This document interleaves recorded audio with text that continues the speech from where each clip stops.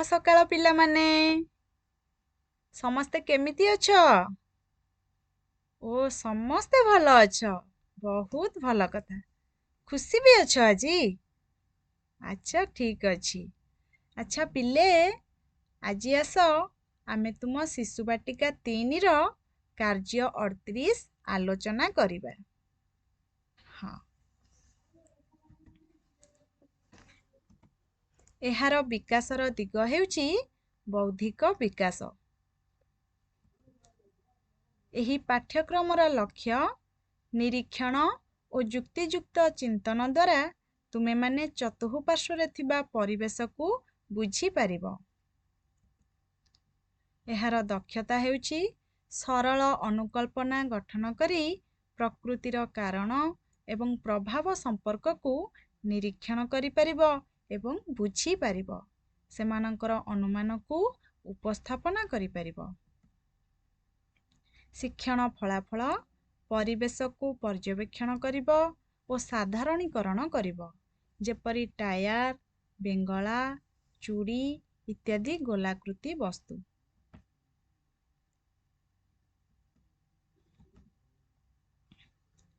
अच्छा पिले तुमे माने एबे चित्र देखुछ ना? चित्र रे कौन सबु देखुछ? हाँ ठेकुआ देखुछ नहीं? बहुत सुंदर देखा जाउची ठेकुआटा। पिले ठेकुआर रंग केमिति किए कहिबो? हाँ ठीक कहिल। ठेकुआर रंग धला। हाँ तार लंबा लंबा कान भी अच्छी नहीं कि? अच्छा और तुम गाँ रे ठेकुआ रखिचंती देखिछ? अच्छा बहुत भल कथा पिले। तेबे पिले देख तो आउ कौन सबु देखुछ चित्र रे? हाँ ठीक कहिल। आंब आउ कौन? सपुरी आउ कौन? हाँ गाजर देखुछ नहीं? तुम मानंकु ए सबु खाइबा को भल लागे? समस्तंकु भल लागे? वाह बहुत बढ़िया। अच्छा पिले एठी ठेकुआ को गाजर खाइबा को बहुत पसंद। तार बहुत इच्छा होची गाजर खाइबो बोली। से देखुची ना ता सामना रे सब थुआ हेची फल गुडी को ताकू गाजर खाइबा को बहुत इच्छा होची। तेनु से गाजर खाइबा पई जीवो कि नहीं पिले? हाँ जीवो। अच्छा पिले मते एबे कुह तो ठेकुआ गाजर खाइबा पई केउ रास्ता रे जीवो? जहा फल रे से गाजर पाखरे पहुंची पारिबो आउ गाजर को खाइकी मन खुशी करिबो। किए कहिबो पिले? हाँ ठीक कहिल। तीर चिन्ह दिया हेची नहीं कि? नाली नाली तीर चिन्ह जो जो बाटे जे दिया हेची सेई बाटरे ठेकुआ गाजर पाखकू जीवो नहीं कि? अच्छा सेई रास्ता रे गले ठेकुआ गाजर पाखरे पहुंचीबो आ गाजर खाइकी मन खुशी करिबो नहीं पिले? ठीक कहिल पिले। एबे पिले ठेकुआ गाजर खाई सारला ताकू पुणी कौन खाइबाकू इच्छा होची जानिछो? ताकू आंब खाइबाकू इच्छा होची।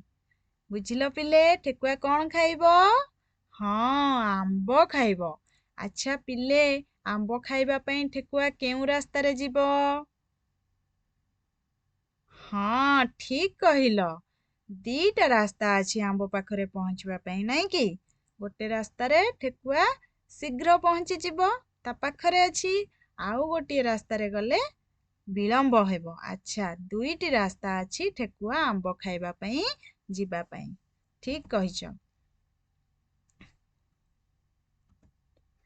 तेबे कुह तो पिले ठेकुआ आंब खाइबा पई दुईटा रास्ता मध्यरु केउ रास्ता रे गले शीघ्र पहुंची जीवो आंब पाखरे? किए कहिबो? हाँ ठीक कहिल। ठेकुआ ता पाखरे जो रास्ताटी अछि नाली तीर चिन्ह द्वारा देखा जाइछि नहीं कि? सेई रास्ता रे गले ठेकुआ आंब पाखरे शीघ्र पहुंची जीवो। समस्ते ठीक कहिल पिले। एबे कुह पिले ठेकुआ आंब खाइबा पई केउ रास्ता रे गले विलंब हेबो बा डेरी हेई जीवो ताकू टिके अधिक समय लागिबो पिले? हाँ ठीक कहिल। ठेकुआ देखुछ ना ଗୋଟେ ନାଲି ତୀର ଚିହ୍ନ ଦିଆଯାଇଛି। ଠିକ୍ କହୁଛ। ହଁ, ସେଇ ନାଲି ତୀର ଚିହ୍ନ ଯୋଉ ବାଟ ଯାଇଛି ସେଇ ରାସ୍ତାରେ ଗଲେ ଠେକୁଆକୁ ଆମ୍ବ ପାଖରେ ପହଞ୍ଚିବା ପାଇଁ ଅଧିକ ସମୟ ଲାଗିବ ବା ତାର ଡେରି ହବ। ଠିକ୍ କହିଛ ପିଲେ। ତୁମେମାନେ ତ ସବୁ ଜାଣି ଯାଉଛ ଆଉ। ଆଚ୍ଛା, ଠିକ୍ ଅଛି ପିଲେ। ଠେକୁଆ ଗାଜର ଖାଇସାରିଲା, ଆମ୍ବ ବି ଖାଇସାରିଲା। ଏବେ କ'ଣ ଖାଇବ ପିଲେ? ହଁ, ଠେକୁଆକୁ ଏବେ ସପୁରି ଖାଇବାକୁ ବହୁତ ମନ ହଉଛି।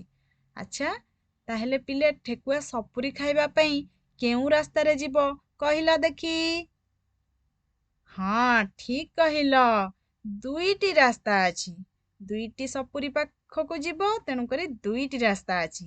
ଗୋଟିଏ ରାସ୍ତାରେ ଗଲେ ଠେକୁଆ ସପୁରି ପାଖରେ ଶୀଘ୍ର ପହଞ୍ଚିଯିବ। ଆଉ ଗୋଟିଏ ରାସ୍ତାରେ ଗଲେ ତାକୁ ସମୟ ଲାଗିବ, ଅଧିକ ସମୟ ଲାଗିବ, ତାମାନେ ବିଳମ୍ବ ହେବ। ତେବେ ପିଲେ ପ୍ରଥମେ ଦେଖୁଛ ନାଲି ଚିହ୍ନିତ ଅଂଶଟି, ସେଇ ରାସ୍ତାରେ ଗଲେ ଠେକୁଆକୁ କ'ଣ ହବ? ସପୁରି ପାଖରେ ପହଞ୍ଚିବା ପାଇଁ ବିଳମ୍ବ ହେବ ବା ଡେରି ହେବ, ନାଇଁ କି ପିଲେ? ଦେଖିଲ ନା ପିଲେ ଚିତ୍ରରେ ସମସ୍ତେ?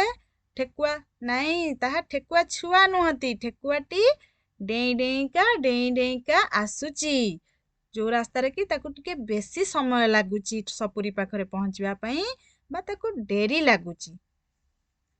ବୁଝିଲ ପିଲେ? ହଁ, ଏବେ ଦେଖ ପିଲେ, ଠେକୁଆ ସପୁରି ଖାଇବା ପାଇଁ କେଉଁ ରାସ୍ତାରେ ଗଲେ ଶୀଘ୍ର ପହଞ୍ଚିଯିବ? ହଁ, ଠିକ୍ କହିଲ। ଠେକୁଆଟି ଡେଇଁ ଡେଇଁକା ଡାହାଣ ପାଖରେ ଯୋଉ ସପୁରି ଅଛି ସେଇ ରାସ୍ତାରେ ଗଲେ ତା ପାଖରେ ଅଛି ସେ ସପୁରିଟା, ନାଇଁ କି? ଶୀଘ୍ର ପହଞ୍ଚିଯିବ ସପୁରି ପାଖରେ। ତୁମେମାନେ ସବୁ ତ ବହୁତ ସୁନ୍ଦର ଭାବରେ କହିଦେଲ ପିଲେ। ତାହେଲେ ତୁମେମାନେ ଜାଣିପାରୁଛ କୋଉ ରାସ୍ତାରେ ଗଲେ ଶୀଘ୍ର ପହଞ୍ଚିବ, କୋଉ ରାସ୍ତାରେ ଗଲେ ଡେରି ହେବ, ନାଇଁ କି? ବହୁତ ଭଲ କଥା ପିଲେ। ତେବେ ପିଲେ ଆଜି ଆମେ ଯାହା ସବୁ ଆଲୋଚନା କଲେ, ତୁମେମାନେ ସବୁ କ'ଣ ଶିଖିଲ?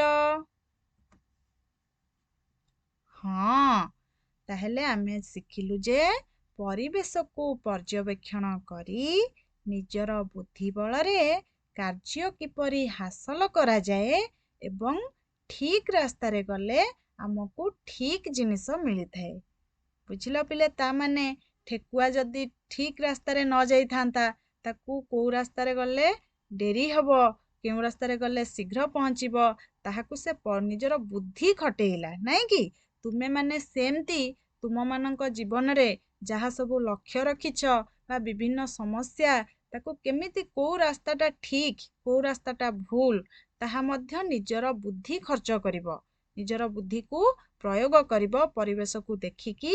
ତାହେଲେ ତୁମେମାନେ ମଧ୍ୟ ଠିକ୍ ରାସ୍ତାରେ ଯିବ ଆଉ ଠିକ୍ ଜିନିଷ ତୁମମାନଙ୍କୁ ମିଳିବ। ଏବେ ପିଲେ ଆଜିର ପାଠପଢ଼ା, ଆଜିର ଆଲୋଚନା ତୁମମାନଙ୍କୁ କେମିତି ଲାଗିଲା? ଓ ସମସ୍ତେ ମଜା କଲ? ବହୁତ ମଜା ଲାଗିଲା। ଆଚ୍ଛା, ବହୁତ ଭଲ କଥା। ତେବେ ପିଲେ ଆଜି ପାଇଁ ଏତିକି। ପୁଣି ଆସନ୍ତା ଆଲୋଚନାରେ ଦେଖା ହେବ। ତେବେ ସମସ୍ତଙ୍କୁ ଧନ୍ୟବାଦ ପିଲେ।